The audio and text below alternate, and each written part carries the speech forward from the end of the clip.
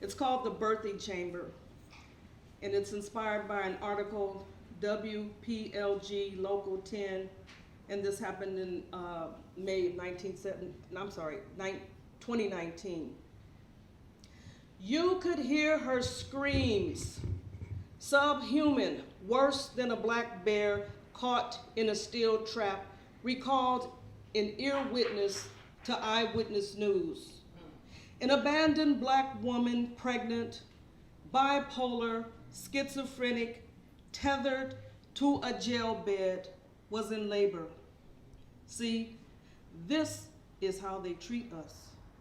The ear witness told story with back to camera, said never again would she ever want to hear what she heard, see what she saw the day a prisoner gave birth alone. They thought Tammy was oblivious to pain. After her addiction to self-medicating cocaine, the howling patient shunned and shamed. Guards insisted, crazy black woman, don't feel pain.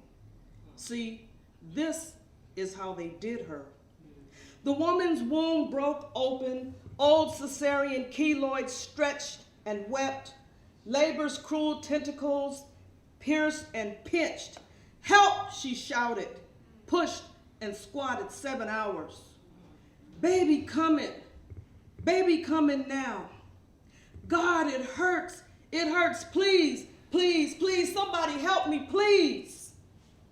Oh God, it's coming. Help us, please, somebody, have mercy, help me. Oh, Jesus, help me. Sympathy pains punctured nearby vaginas. Inmates in cells recalled their own birth agony, wept with Tammy, screamed for help, but jailers played sadistic roulette with mother and fetus's help. See, this is how they did them. The blood-splattered birth chamber resembled remnants of a Santeria ceremony in the divided states of America, a nation quilted in hatred, where even a dog gets more mercy. Miranda fell from her mother, hit the floor, and wailed.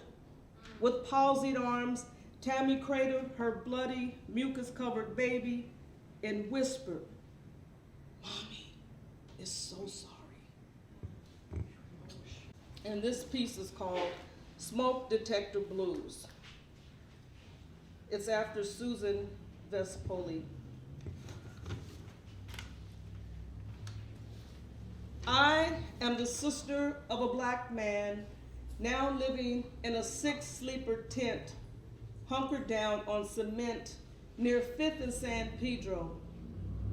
I am the sister of a brother who dabbled in amulets, lizard leg potions for protection and safety until his good luck collection coaxed him crazy.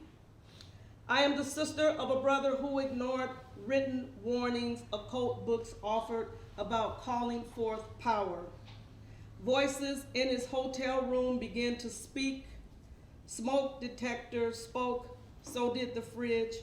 Voices told him to collect cast-off clothing, so he waded waist-deep in steady donations.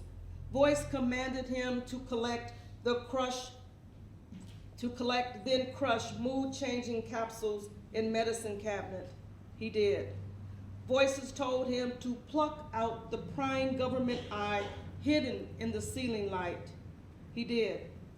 Voices told him to flush the free Obama phone, to stop our FBI spying, assume a new Filipino identity, speak Tagalog, and kick it in kung fu shoes. He did. I am the sister of a brother battling a disembodied committee running reckless in his head, who convinced him to ditch his bed and make a sidewalk spread, and he obeyed just what the phantom voices said 10 years ago.